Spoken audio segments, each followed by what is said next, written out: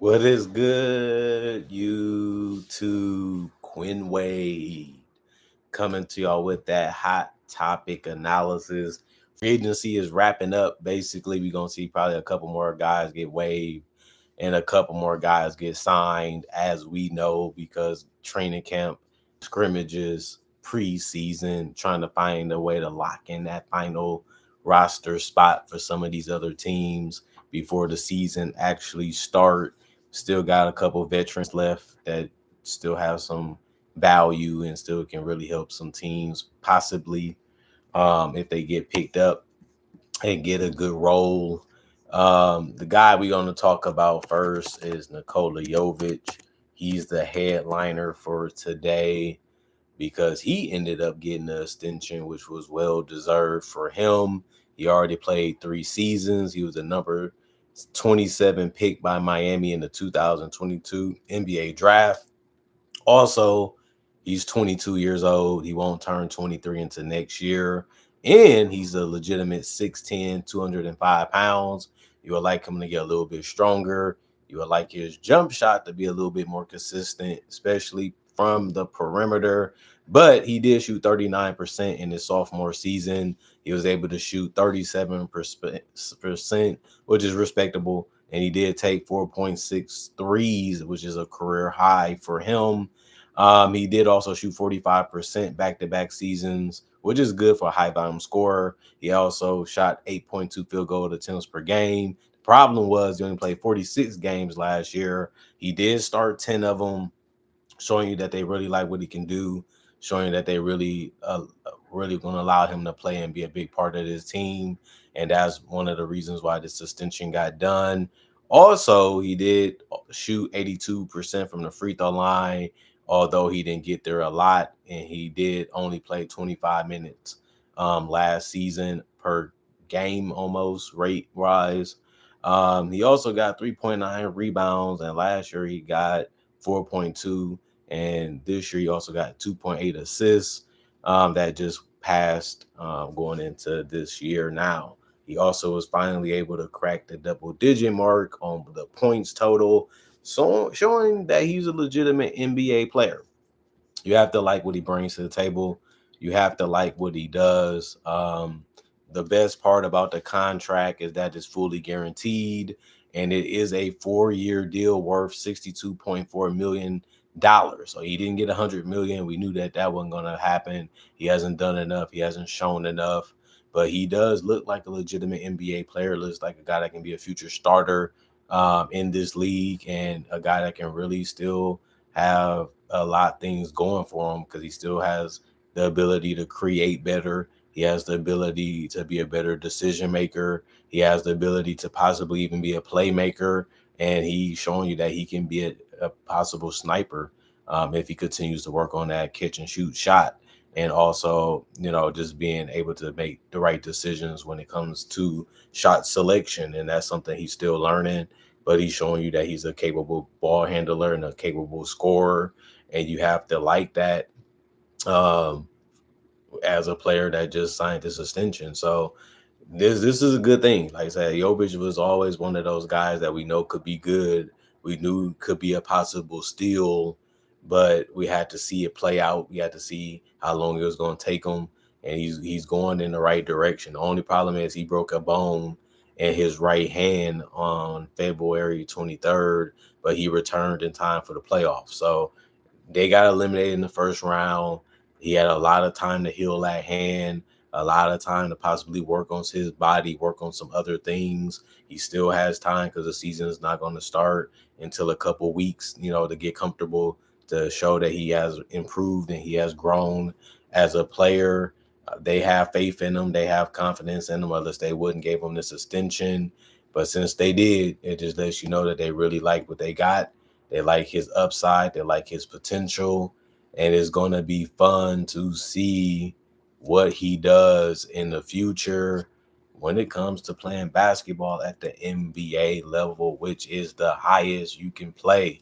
And he's showing you that he can possibly be one of the better Heat players on this roster, even in the future, especially if he continues to become a better player. Unfortunately, another injury ended up happening. Daniel Gafford will be out 2 to 3 weeks due to a sprained ankle. They already have Derek Lively and Anthony Davis. Hopefully, he can come back. Um, the season opener for the Mavericks is on October 22nd against the Spurs. We'll see how that ended up going because that is about 2 to 3 weeks from now. He may be ready by that time, hopefully. Gafford missed the final 2 months of last season due to a grade 3 sprain on the MCL. Gafford signed a 3-year, $54 million contract over the offseason, showing you that he's one of the players that they like. Okay.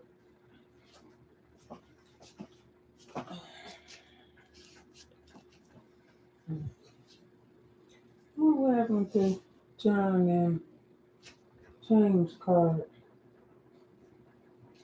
Let me see. Williams and Pete card. You want a copy? Nope.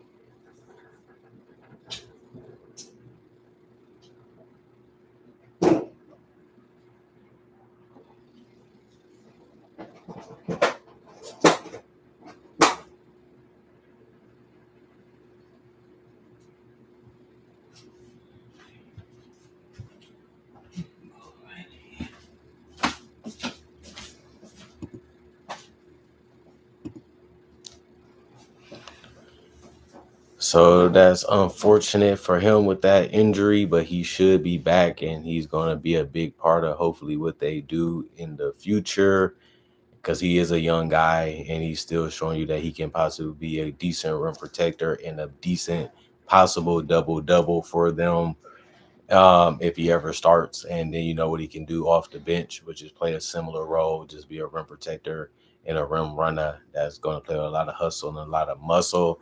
The Anthony Melton to be reevaluated in 4 weeks. Um, we know that he wasn't going to be ready for the NBA season. He's coming off a major ACL injury. They slowly trying to bring him back. They still believe he can defend. They still believe he can space the floor and hit shots. They think he still has a lot left in the tank. So it's going to be interesting to see if he does. They're not really giving him that much money, not really giving him a crazy amount of security. But, you know, they still believe he's one of the best free agents left and he fits what they're trying to do and what they're trying to build this season in Golden State. Also, the Knicks are leaning towards keeping Landry Shamet, Malcolm Brogdon. They're discussing a trade for Pacum. He might be gone, so they can keep those guys. The Knicks will have to make a trade to clear a roster spot should they decide to keep those two players. The Knicks have had discussions with opposing teams over Pacum. The 20-year-old averaged 1.7 points and 1 rebound last year, but he has a lot of opportunity given to the right team, and he has some upside. The Knicks also have Garrison Matthews that's they're trying to keep also. Um, all three players are on non-guaranteed deals. It be like that when you're on a contender, which the Knicks are um, at this point. Edwards adds that Shamet and Brogdon are favorites to get the roster spots. I do think they're the two better players. They have defense. Shamet wise, he can hit a shot. He can play off the ball a little bit. Brogdon can hold the ball a little bit and make plays for himself and others while still being a guy that can get to the basket, get to the free throw line, and knock down shots. You just want to see if he can stay healthy, which has been one of his biggest problems in his career so far. Donovan Williams and the Knicks agreed to a deal. Donovan Williams averaged 17.8 points, 4.8 rebounds, 2 assists in 30 minutes last year for the G League. Williams went undrafted in 2022 out of UNLV and was recently playing in Canada where he was averaging 23 points, 4.9 rebounds, and 3 assists in 29 minutes over 19 games. Obviously, he's not going to be able to do that for the Knicks because they have so many players that's already in front of him. But it is good to have a guy like that you can bring in and feel like he can make a good, impact on the game for you, um, even if it's in the future. But his spot is not really guaranteed. His role is not really guaranteed. He just looking at it like, I'm trying to get back to the NBA. I want to show that I can be one of the better players, if not one of the best role players, if that's where I have to start at. But I had to get the roster spot first. Now that I got that, I want to try to work my way up and try to stay in the league as long as I can. Pacers and Kyle Guy agreed to a camp deal. Also, we'll see if he can make the roster. That's going to be the best thing for him. We'll see if they like him enough. They liked him enough to give him a contract, but we'll see if he's able to stay on the roster by the end of the season. And will he actually get some playing time? Wizards also signed Gak to a camp deal. Hornets signed Badgie, DJ Rodman to camp deals. The problem with this one was Jerry McCain to be reevaluated in 4 weeks, which means he should miss the start of the season for the Sixers after the thumb surgery that he ended up having. The Bulls signed and waived RJ Nimhard. That sucks, but it can be that way. Wizards signed Kashawn Gilbert.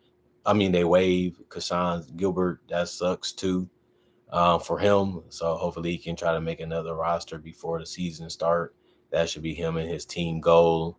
Other than that, Tyler Hero expects to sign the extension with the Heat. They like him.